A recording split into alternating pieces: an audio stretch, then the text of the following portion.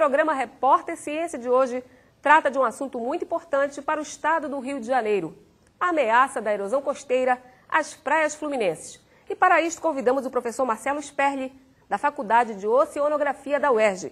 Ele coordena o Grupo de Pesquisa em Oceanografia Geológica, o GEPOG, responsável pelo projeto Aerocosta. Nossa equipe foi conhecer o trabalho de campo desse projeto. A reportagem é de Guto Lacerda. O Grupo de Pesquisa em Oceanografia Geológica da UERJ acompanha os fenômenos oceanográficos do litoral do estado do Rio de Janeiro. Através do projeto Aerocosta, o grupo mapeia o risco de erosão de algumas regiões costeiras. No trabalho do Aerocosta, a gente tem diversos ramos que se completam a fim de mapear o atual risco de erosão, indício de erosão em algumas regiões costeiras e, inclusive, sugerir algumas formas de recuperação dessas praias. A morfodinâmica praiana é o movimento ou modificação que acontece na praia. A equipe do Aerocosta calcula o impacto desta mudança na região costeira. Primeiro é feito um trabalho de campo, que a gente coleta esses dados sísmicos, sonográficos, eventualmente uma coleta. Depois tem a etapa do processamento desses dados. Então, a parte hidronométrica vem direto para o laboratório, onde é estocado em geladeira, e depois a peneiração, eventualmente pipetagem, se for material fino. E os dados geofísicos são processados em softwares específicos para cada tipo de dado. Dessa forma, a gente interpreta sabendo qual o sedimento que se encontra na área mapeada. Algumas etapas desse processo seria, primeiro, mapear o quão forte é esse indício de erosão em cada uma das praias. Então, o laboratório vai ao campo junto com uma equipe, e são feitas coletas das amostras, perfis de praia. Então, é estimado o volume de sedimentos que tem se perdido ao longo desses anos. Os resultados ajudam a propor soluções para um problema que tem afetado cada vez mais as regiões litorâneas, muitas delas habitadas por milhares de pessoas. E o objetivo de todo esse processo é para, enfim, chegar a qual conclusão? É saber aonde na praia, quais as praias estão sofrendo erosão costeira, que parte da praia está sofrendo mais erosão, a parte que está sofrendo menos.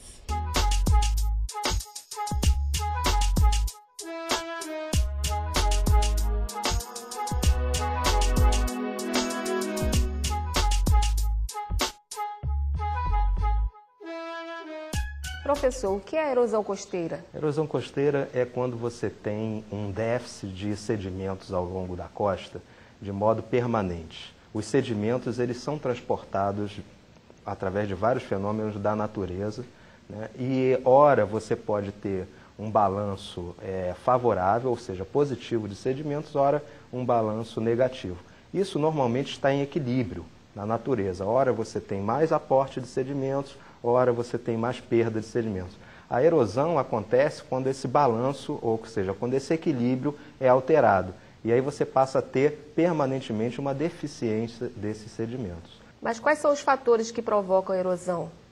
Basicamente você tem variações de fenômenos da natureza, né? Por exemplo, quando você tem um aumento do nível do mar, né, como a gente está vivendo uma tendência de elevação do nível do mar, o que você tem é que o impacto dessas ondas na costa atinge porções da costa onde anteriormente essas energias não chegavam. Então você pode ter efeitos naturais de erosão da costa, por exemplo, por aumento de energia das ondas impactando contra as praias ou contra um calçadão, enfim, contra a linha de costa de uma maneira geral. Agora, a maior parte dos fenômenos de erosão ocorrem devido à interferência humana, né? Então, existem vários tipos de obra. A rigor, qualquer tipo de obra, por mais bem feita que ela seja, por mais controlada em termos de engenharia e até estudos prévios de oceanografia, vão afetar o balanço e o transporte de sedimentos.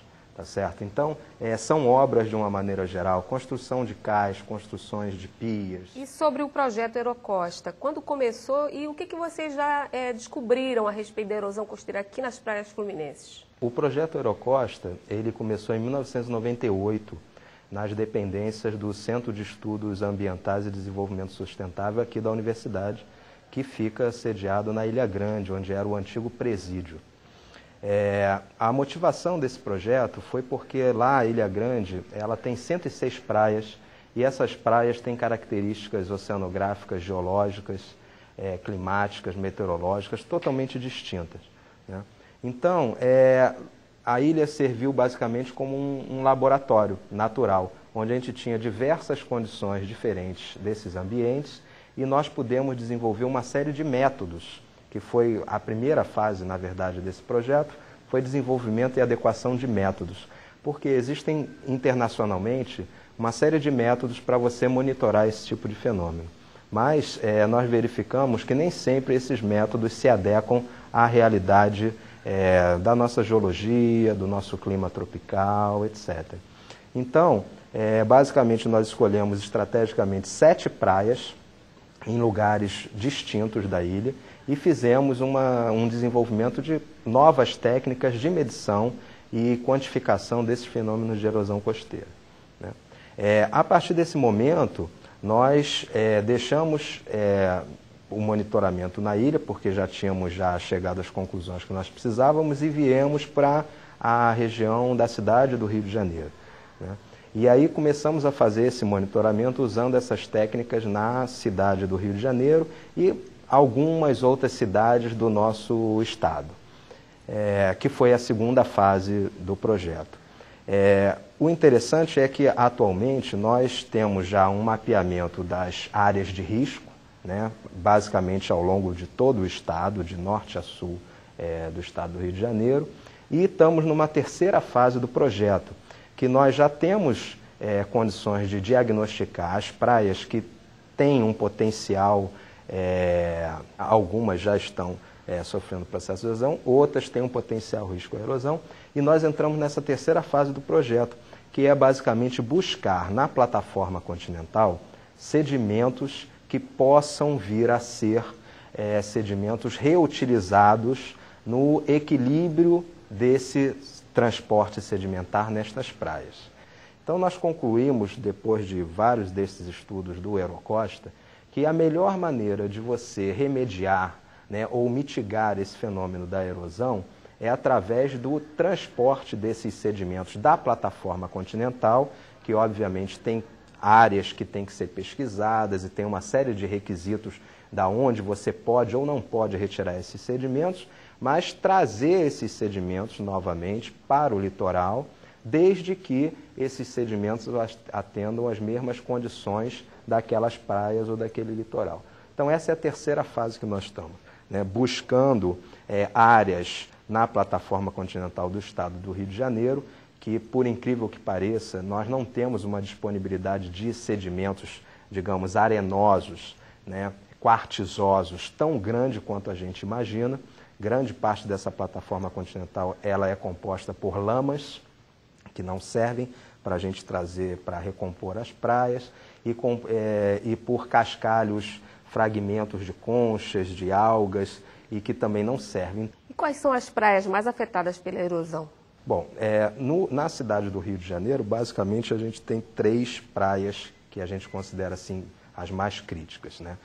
Na verdade é o arco, né, que a gente chama, que são 2 praias, Ipanema e Leblon, mas é um arco praial só, né? É esse arco praial Ipanema-Leblon, onde existe um déficit da ordem de 1 milhão de metros cúbicos, né, de sedimentos que precisam ser repostos ali para a praia, para que ela venha a ter um equilíbrio, né, um equilíbrio dinâmico razoável.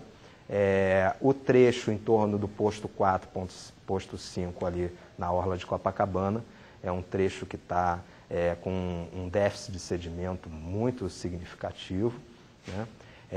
A Praia da Macumba, né? A Praia da Macumba, na zona oeste do Rio de Janeiro, também é uma praia que está com indícios graves de erosão.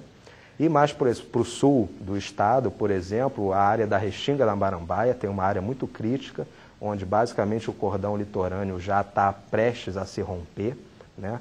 O que pode trazer consequências muito graves para os portos e para toda a questão industrial da Baía de Sepetiba. A praia, por exemplo, de Lopes Mendes, na Ilha Grande, é uma praia que também está em estado de processo erosivo avançado. Enfim, tem uma série de praias. A Tafona, por exemplo, a área norte no norte do estado do Rio de Janeiro. É uma região que tradicionalmente já se conhece há muito tempo, mas ainda está sofrendo um impacto erosivo muito grande também. O que pode acontecer com as praias se não for feito nada a respeito da erosão?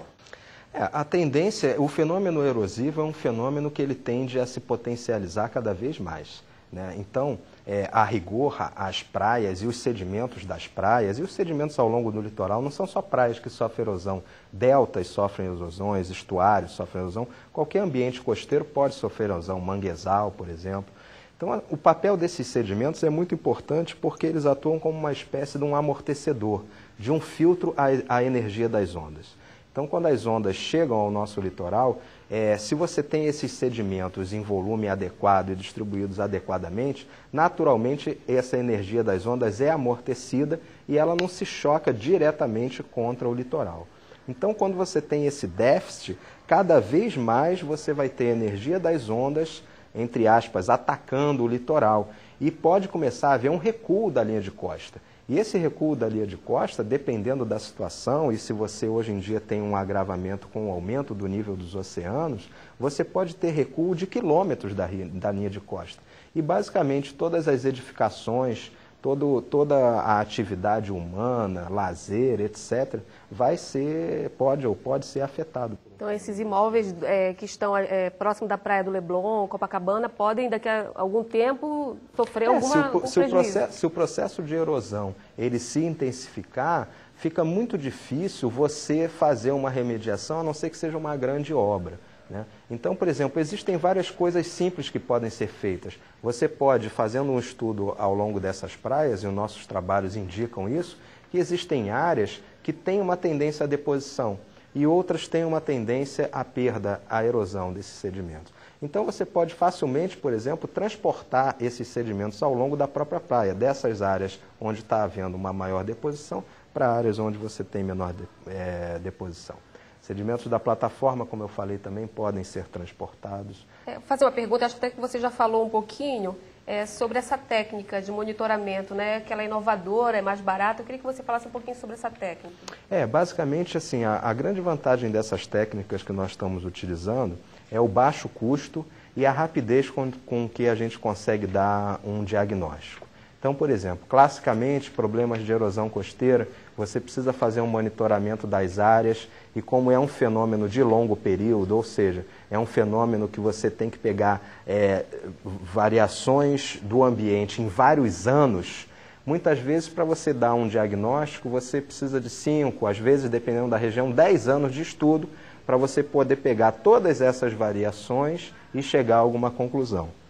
O que nós descobrimos, basicamente, isso é um trabalho que foi publicado na Journal of Coastal Research, né, que é uma revista importante, né, muito importante nessa área de erosão costeira. O que nós descobrimos foi o seguinte: esses fenômenos, que são fenômenos de longo período, eles podem ser quantificados em curto período.